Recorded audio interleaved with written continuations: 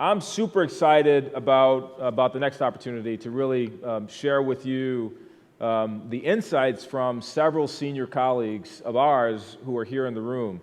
But before we talk with them about the Dream Company concept and research, we're going to have Dr. Lucy English, the person who actually was the lead on this, come up and share with you some insights. But before Lucy comes up, so I had a camera in my room during my nightmare dream last night.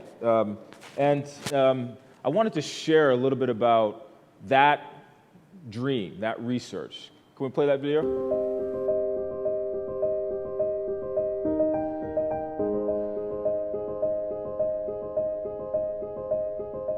Meetings. We do not have enough meetings. I wish more people would hit reply all. Learn stuff? Isn't that like school? I haven't learned a thing in years, just the way I like it. You know what? I have way too much free time.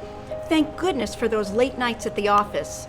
Otherwise, I might have to have a home-cooked meal with my family and miss out on all the great stuff in the vending machines. Answering emails on vacation is awesome. I'm so glad the boss stopped offering that 401k plan. Planning for retirement is so overrated.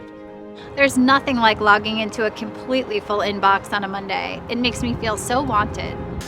I wish I had fewer vacation days. It would be great if I could keep doing this exact job, forever. Endless repetition and no chance of advancement. Just the kind of career I've always dreamed about.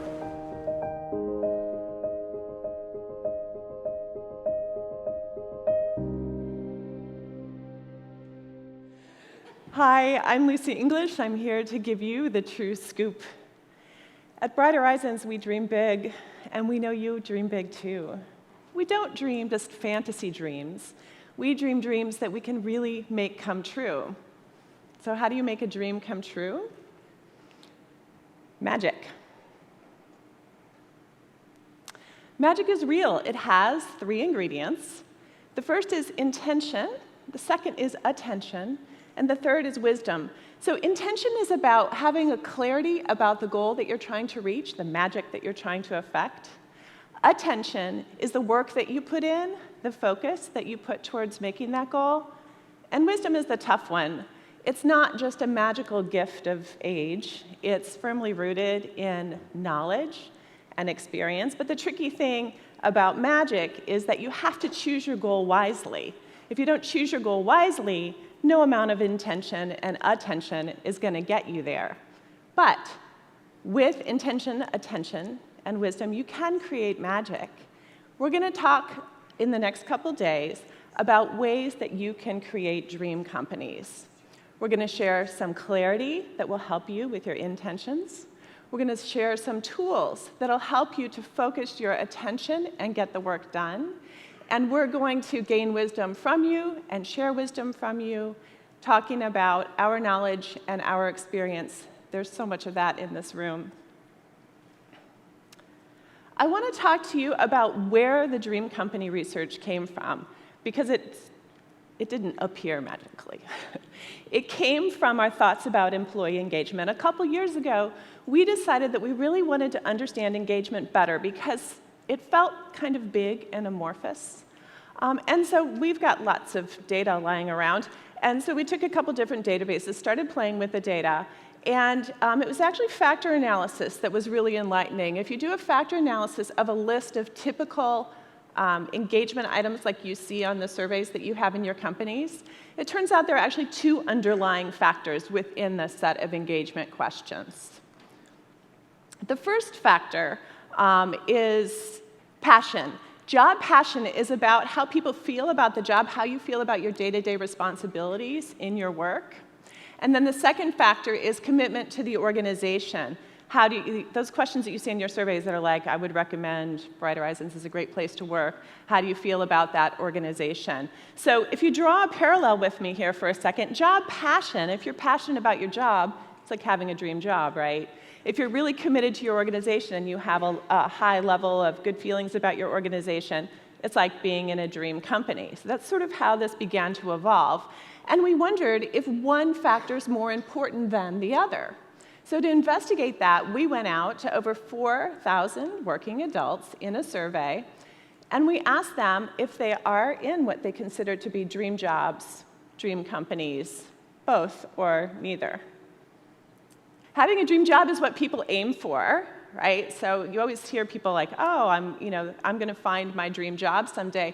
But the truth of the matter is that there really are a limited number of ice cream tasters and video game testers out there. What we have in our organizations, we have a lot of boring jobs, right? They're out there. Not everybody can be in their dream job. So when you think about all of the IT people, the admin people, we've got customer service people, we've got finance people, we've got all these people that are not in the most engaging jobs, but they have highly transferable skills. So these people are really mobile. They can move fluidly from industry to industry, and they can flee your organization for the company across the street as soon as they dangle something shiny. So how do we attract employees, and how do we keep them in our organizations? The answer is that we need to become dream companies. Being in a dream company has a larger impact on the outcomes that we want. Outcomes like retention and productivity, job satisfaction, Dave mentioned quality of work. All of those are more strongly and positively impacted by being in a dream company than being in a dream job. So why is being in a dream company better? A couple years ago, we did some research on employee well-being to understand really what makes up well-being. And we found that job satisfaction, on average across this national sample, makes up 13% of what explains people's overall well-being. So having a dream job is great in terms of the impact it'll have on that 13% of yourself. But when an employer provides programs and policies that support us as children, as parents, as family financial planners, as continuing students, it supports the whole person. It supports and impacts 100% of us. So being in a dream company really has a much larger impact on our overall well-being than being in a dream job. I'm going to share some data with you now that compares outcomes for people who are in dream companies compared with people who are not in dream companies. A lot of you have heard me talk about a Peggy Thwaites study where she asked people to prioritize the things in their life, the roles that they play in their life. And on average, employee or worker came in number 5, right? Number 1 was parent. Number 2 was spouse or partner. Number 3 was friend. Number 4 was spiritual or religious observer. So in comes employee or worker at number 5. When organizations like those of us in the room recognize that, when we acknowledge that people have priorities above their job, then we're the kind of places that can really support people holistically, and people that are in dream jobs show these outcomes in terms of they have much higher level of satisfaction about their life. So here, high levels of satisfaction are defined as people saying 8, 9, or 10 on a scale of 1 to 10 on their satisfaction. So life as a whole, people in dream companies, 75% have high levels of satisfaction with their life as a whole as compared with only 50% of those not in dream companies. Higher health, so this is how satisfied are you with your health? 62% high satisfaction versus 54%. And how satisfied are you with your personal life? 73% satisfaction versus 62% satisfaction. So life outside of work positively impacted by being a dream company. Work factors are also significantly impacted for people who are in dream companies. In fact, the impact of being a dream company is so big that people who say they're in dream companies, 91%, say, I enjoy working in my position. Can you imagine when 91% of your company enjoy working in their position versus, so the comparison, there's only 55% for people who say they are not in dream companies. So work's a positive part of my life, my job inspires me, really strong outcomes for being in a dream company. Employees in dream companies report high level of job satisfaction, quality of their work, their productivity, the smaller number in each is comparison to people who are not in dream companies. So we see really large differences, a really big impact of being in a dream company. Employees who are in dream companies agree or strongly agree. I'm proud of the work that I do, 92%. I consistently put in extra effort at work, 84%, compared with just 68% for folks who are not in their dream companies.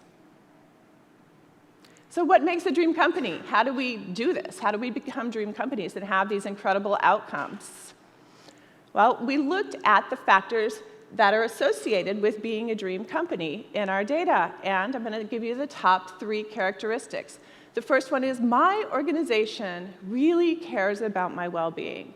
So it goes back to the well-being model that I just mentioned. When people feel like their organization recognizes that they're whole people with priorities outside of work, and that's reflected in the workplace, in the practices of the workplace, in the culture of the workplace, it engenders an amazing amount of dedication and good feeling for people. That's the number 1 factor in feeling like you're in a dream company. Number 2, my organization provides me with opportunities to learn and grow in my career. We see research out there now, there's lots of research showing that people want to continue to learn throughout their careers. So whether that means returning to school for a formal degree, or taking an online course, or doing an internal training, or taking a stretch opportunity within the organization, maybe making lateral moves within the organization. There's so many ways that we can support employees to learn and grow. The lesson here is that people want to know that their organization is behind that, not just worried about having them continue to crank out the work and create productivity for the organization, but supporting them in their own goals in terms of their careers. And number 3, my organization promotes work-life balance. This is the policies and programs that you offer, and it's more than that. It's creating an environment where people will take advantage of those policies and programs, right? We need Mark Zuckerberg taking the paternity leave. We need role models in our organizations doing the same thing, but not just at the top, all the way through. We need to have managers who are clearly communicating support for their employees to take advantage of the programs and policies that you all have put in place that have such a positive impact on your organizations. It's clear that when employees consider your organization to be a dream company, there are a lot of positive outcomes of that. And it's becoming increasingly clear what we need to do to be those kinds of dream organizations.